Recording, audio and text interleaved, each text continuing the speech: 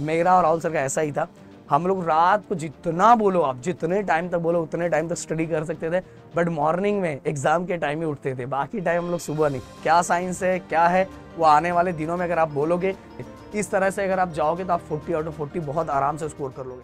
So hello दोस्तों, कैसे आप सभी। मैं हूं आपका दोस्त प्रदीप एंड स्वागत करता हूं गिरी ट्यूटोरियल के इस प्लेटफॉर्म पे। सो गाइस, कमेंट बॉक्स में मुझे ये लिख के जरूर बताना कि आपका परसेंट का टारगेट 2025 के बोर्ड एग्जाम में कितना है। एंड नए हो तो प्लीज चैनल को सब्सक्राइब करके जरूर जाना। इस वीडियो का टारगेट लाइक मैं रखता हूँ 1000। मुझे लगता है प्रदीप सर के लिए चीजें जरूर पूरा करोगे। सो गाइस, चलो एक एक करके एक चीजें देखते हैं। देखो दोस्तों, अगर आपका टारगेट अबो 95% का है, या तो अभी सोच रहे हो कि सर अगर मैं अभी से स्टार्ट करूं तो मैं क्या कर सकता हूं। अरे मेरे दोस्त, कर सकते हो। 10th स्टैंडर्ड का सिलेबस इतना बड़ा भी नहीं है, फिर से बता रहा हूं 10th स्टैंडर्ड का सिलेबस, सच बोल रहा हूं, इतना बड़ा भी नहीं। अगर प्लानिंग और स्मार्ट वर्क तरीके से करोगे तो बहुत कम टाइम में बहुत आसानी से चीजों को कर सकते हो। सो गाइस, एक एक करके मैं बताना चाहूंगा। सबसे पहले मॉर्निंग में उठो एंड वार्म वाटर जरूर इनटेक करना है गाइस। अब ये इसके पीछे का क्या साइंस है क्या है वो आने वाले दिनों में अगर आप बोलोगे कि स्टूडेंट्स को किस तरह से बोर्ड एग्जाम के टाइम फूड का इंटेक करना चाहिए, डाइट किस तरह से रखना चाहिए, अगर उससे रिलेटेड वीडियो चाहिए तो गाइस वो भी मैं आप लोगों के लिए लेके आ जाऊंगा। आप बोलोगे सर आपको इतना सब कैसे पता, तो मेरे इंस्टाग्राम पे विजिट करो, आपको पता चल जाएगा कि सर को इतना सब क्यों पता है।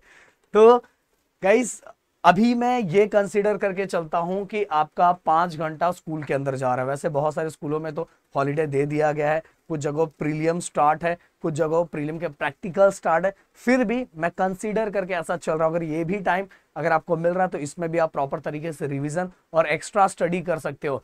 तो कमेंट बॉक्स में मुझे ये भी बताना कि आपके स्कूल में प्रीलियम खत्म हो चुका है, आपको हॉलीडे दे दिया जा चुका है, या आपका फेयरवेल आने वाला है, क्या आने वाला, लिख के मुझे जरूर बताना। सो गाइस, फिर भी मैंने कंसीडर किया कि 5 घंटे आपके स्कूल टाइम चला गया। इसके बाद गाइस, ऑफलाइन क्लास। आप में से कुछ बच्चे होंगे जो हो सकता है ऑफलाइन क्लास जाते होंगे, तो मैं एक चीज जरूर आप लोगों को बोलना चाहूंगा, जैसे मेरा खुद का भी ऑफलाइन क्लास है। अभी इस समय ऑफलाइन क्लास आपको मतलब अराउंड ज्यादा 1.5-2 घंटे के ही ऑफलाइन क्लास को अटेंड करना चाहिए। ये नहीं कि 8-9 घंटा आप ऑफलाइन क्लास में बैठे हो, इसका कोई मतलब नहीं है गाइस। आपको सेल्फ स्टडी पे ज्यादा फोकस करना चाहिए। तो अराउंड 1.5 से 2 घंटे वाले ऑफलाइन क्लास में जाना चाहिए, जहां उस लेवल के टीचर आपको कुछ चीजों को गाइड कर सके, बता सके। हाँ, अगर नहीं भी जा रहे तो अपने ऑफलाइन क्लास से कनेक्टेड रहो कि वहां कौन सा टीचर क्या बता रहे, क्या करवा रहे, जिससे आपको सभी चीजें पता चले। बट ज्यादा घंटा जाके वहां बैठना नहीं, 7 से 8 घंटे बिल्कुल नहीं बैठना है, क्योंकि सेल्फ स्टडी करने का बिल्कुल टाइम आ गया। जब तक खुद से स्टडी नहीं करोगे, खुद से क्वेश्चन को सॉल्व नहीं करोगे, तब तक कुछ नहीं होने वाला। इसके बाद गाइस, मैं प्रॉपर अब टाइम देने जा रहा हूं। शाम को मैं उस टाइम से स्टार्ट कर रहा हूं कि सभी बच्चों के लिए ये टाइम टेबल कॉमन हो जाए।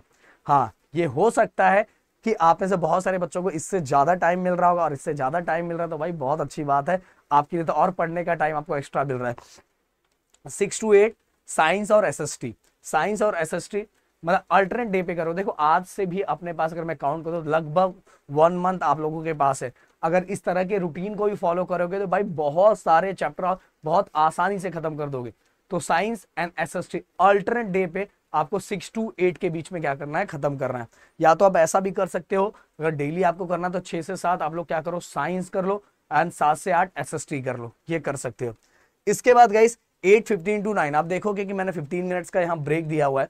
फिर 8:15 to 9:15 आपको अलजेब्रा करना चाहिए ऑन रेगुलर बेसिस, मतलब कि आपको डेली अलजेब्रा की प्रैक्टिस करनी चाहिए। अलजेब्रा में अगर आपका टारगेट 40 आउट ऑफ 40 है तो गाइस मैं आपको बताना चाहूंगा, सबसे पहले आप सभी को पूरे प्रैक्टिस सेट के हर क्वेश्चन को सॉल्व करना चाहिए।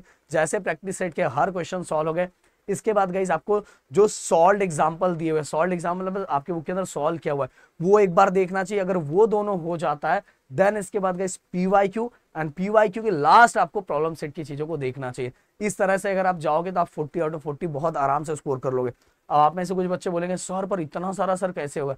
अरे मेरे दोस्त, अगर आप प्रैक्टिस सेट करोगे ना तो आपके बहुत सारे सॉल्व एग्जाम्पल बस देख देख के ही खत्म हो जाएगा, क्योंकि आपको आता है तो उसको देख के सॉल्व करके चेक करने की जरूरत नहीं है। आपको आता है, फॉर्मेट आता है, सब चीजें आती है, तो आप बस अपने मन को सेटिस्फाई दे दोगे कि आपका सॉल्व एग्जाम्पल भी हो गया है।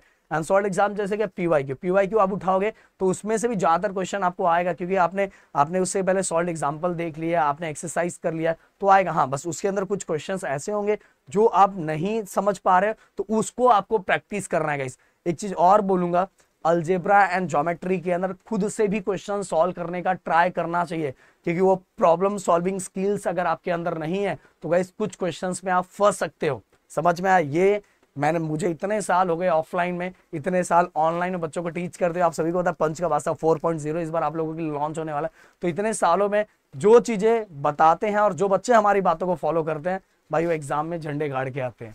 तो अलजेब्रा देन ज्योमेट्री आप देखोगे, फिर से मैंने यहाँ ब्रेक दिया है 5 मिनट का।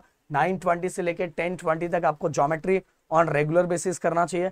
इसके बाद गाइस आप देखोगे यहाँ 20 के बाद डायरेक्ट मैंने 40 किया हुआ है।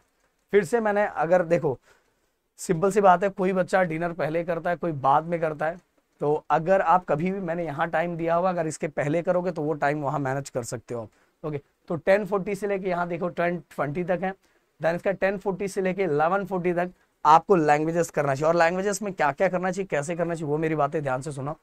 Hindi, English and Marathi alternate day पे करना चाहिए। अगर आज आप हिंदी कर रहे हो तो कल इंग्लिश करो, परसों क्या करो, मराठी करो। ऐसे आपको क्या करना है, तीनों दिन अल्टरनेट डे पे करना चाहिए। और उसके अंदर क्या करना चाहिए, एक दिन राइटिंग स्किल कर लो, एक दिन ग्रामर कर लो, देन इसके बाद एक बार पैसेज की प्रैक्टिस कर लो, एप्रिसिएशन जिसके अंदर वो एप्रिसिएशन कर लो। ये सभी चीजें अल्टरनेट डे पे आप करोगे तो लैंग्वेजेस भी आपका साथ में होता जाएगा। भाई इससे बेहतरीन टाइम टेबल गाइस आपको बिल्कुल नहीं मिल सकता। देखो कम टाइम के अंदर मैंने किस तरह से चीजों को प्रॉपर तरीके से, एकदम प्रॉपर स्केड्यूल वाइज आपको चीजों को मैंने दिया हुआ है। इसके बाद गाइस 11:40 से 12 o'clock रिविजन। आप देखो, हो सकता है आप में से कुछ ऐसे बच्चे होंगे जो लेट नाइट स्टडी नहीं करते। प्लीज एक बार कमेंट में मुझे लिख के जरूर बताना कि आप में से कौन सा ऐसा स्टूडेंट है जो मॉर्निंग में उठ के स्टडी ज्यादा कर सकता है और शाम को उसको जल्दी नींद आती है। और या तो कुछ ऐसे स्टूडेंट होंगे जो रात तक पढ़ सकते हैं पर जल्दी सुबह उठ नहीं सकते। मेरा और राहुल सर का ऐसा ही था। हम लोग रात को जितना बोलो, आप जितने टाइम तक बोलो उतने टाइम तक स्टडी कर सकते थे, बट मॉर्निंग में एग्जाम के टाइम ही उठते थे। बाकी टाइम हम लोग सुबह नहीं, हम लोग सुबह वाले स्टूडेंट नहीं थे। हम लोग रात को जितने टाइम तक बोलो उतने टाइम तक पढ़ सकते थे। तो मुझे आप बताना आप कौन से स्टूडेंट हो। अगर गाइस आप ऐसे स्टूडेंट हो कि रात को आप जाग सकते हो तो थोड़ा आप इसको कवर कर सकते हो रिवीजन, क्योंकि रिवीजन भी आप डेली करो गाइस, रिवीजन डेली करो। क्योंकि रिवीजन डेली करोगे तो जो चीजें आप करते जा रहे हो वो आपके दिमाग में बार बार रिवाइज होती जाएगी, और बार बार रिवाइज करोगे तो चीजें ये दिमाग से निकलेगी नहीं गाइस। और अगर ऐसे स्टूडेंट हो कि सर नहीं मैं रात को जल्दी सो सकता, मतलब रात को जल्दी सो जाता हूँ, सुबह जल्दी उठता हूँ, तो गाइस इसी टाइम को आप सुबह ले सकते हो, समझा। एंड जो बच्चा स्कूल नहीं जा रहा है वो इसके अंदर और ऐड करके अपनी चीजों को और एक्स्ट्रा कर सकता है। इसी टाइम टेबल को फिर से सुबह फॉलो करके सुबह और शाम, तो उसके चैप्टर और अच्छी तरीके से हो जाएंगे। तो गाइज मेरे ख्याल से बहुत मजा आएगा। वीडियो को लाइक जरूर कर जाना, चैनल को सब्सक्राइब करके जरूर जाना। मिलते हैं नेक्स्ट वीडियो में। Thank you so much guys. जय हिंद एंड जय महाराष्ट्र।